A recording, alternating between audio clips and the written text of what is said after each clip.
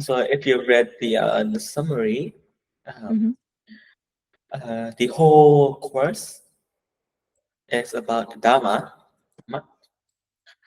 because it is that people are curious about of various topic under Buddhism. But then, but then, uh, for them and for many, it becomes something that is either too complex or it becomes something that doesn't fit with other things else. Like there are many who are so entrenched in the kinds of self and non-self. There's so many people who's like gonna talk about ego. There's so many talks about the spiritual aspect of mindfulness. All this crazy stuff, karma, rebirth, and so it's like imagine you're being new, Karen, and you heard all of this that I just said that just now, and you're like, what extends Buddhism, and what's all this have to do with all that, all of Buddhism. And that's the issue, which is why you have to then come back and understand why these topics exist to begin with, and then in what context it is being taught. If not, then it become like a rabbit hole where people find themselves locked inside in and doesn't bring any value to them because it doesn't have a goal, it doesn't have a purpose. And we begin by talking about how did the Buddha get enlightened. That's the important thing. Because if you understand the essence of what Buddha did after he get enlightened, you understand the tools that the thing that being taught the Dharma to. Essentially, what Buddha did is to help other people the same way he did for himself, and means to attain, to liberate being from suffering. That's one, and second, to help them attain a good, better, great, and ultimately amazing life. Because that's what he did for himself, right? Before, on the day of that enlightenment, he did for himself, and so therefore he sees that this is the way I did it. This is the method or the tools that I use to bring me about that point. So therefore, I'm going to teach you about the tools or the Dhamma. That's why Buddha teaches about Dhamma or tools or truth or knowledge. Now these are synonyms. And you see, after 45 years, we have 84,000 discourses, different tools for people to use. And so we now can get a glimpse of what the Buddha teach and what he taught. He taught so that you can get to where he was, to think, liberate from suffering, attain happiness. So therefore, everything that he teach need to be in line or for the purpose of those two things. But because many people talk about Buddhism without those two things in mind, or the lack, or like give little import weight to it, then they get lost in all these topic, and you see different sect, different variant of Buddhism, all focusing on some aspect of it. Some talking about energy, talking about this, about that.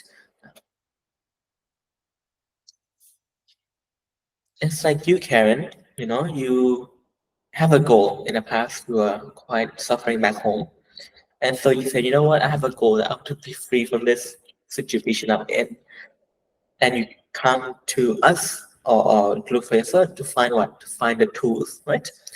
What can I do and how can I do it and what tools do I need? Uh, what can I do? What tools do I need? What tools do I need to be able to do it and how to use the tools, right? You are the user, you want that goal, therefore you need those tools to help you do it. Yeah? So this is the same as what Buddha did and it's the same as how he taught other people. So the tools here are important. That's what we can learn about. Dhamma, Dhamma, is taught in two ways, in two phases. One is to know of the tool. So when you come to like calls or class, then or like go to the Pimapong, for example, he then reveals to you what tools you should use, right? Hey, you should use understanding, you should use patience, you should use mindfulness, you should use, you name it. And he also have to teach you how to use the tools too, how to be mindful, how to be patient, how to use it. And then you going back home, taking what you know and how to utilize it, and you use it for yourself. The outcome is for yours to uh, enjoy.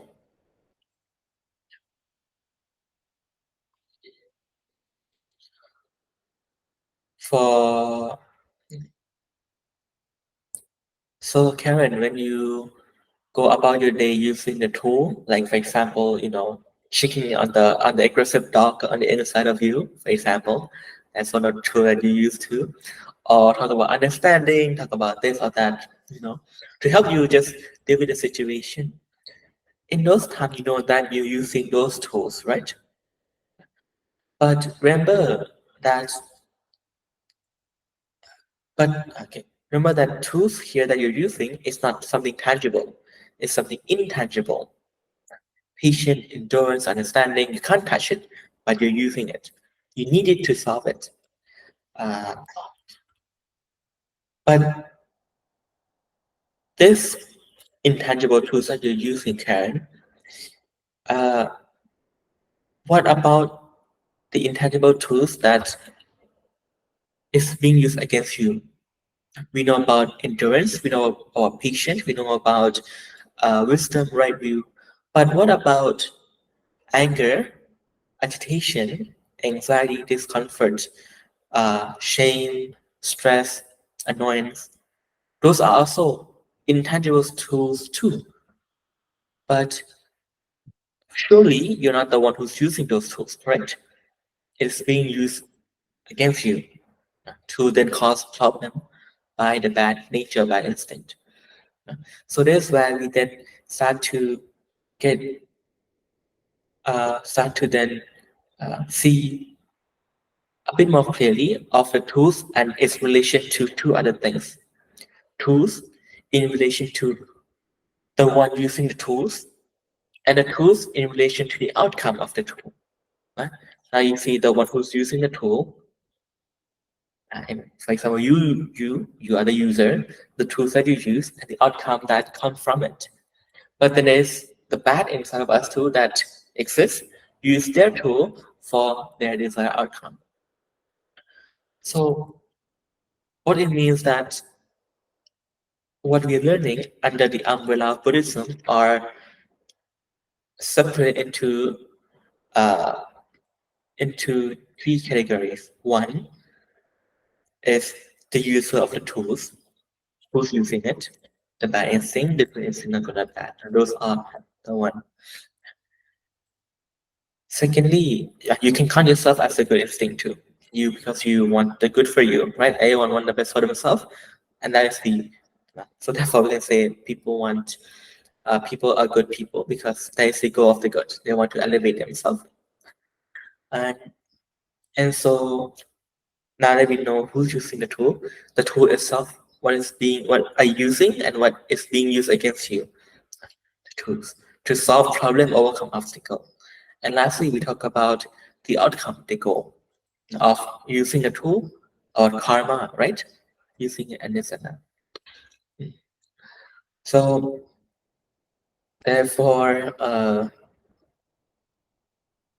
therefore, to answer the question, uh, who's using the tool, we need to have wisdom, understanding, or right view, which is dhamma.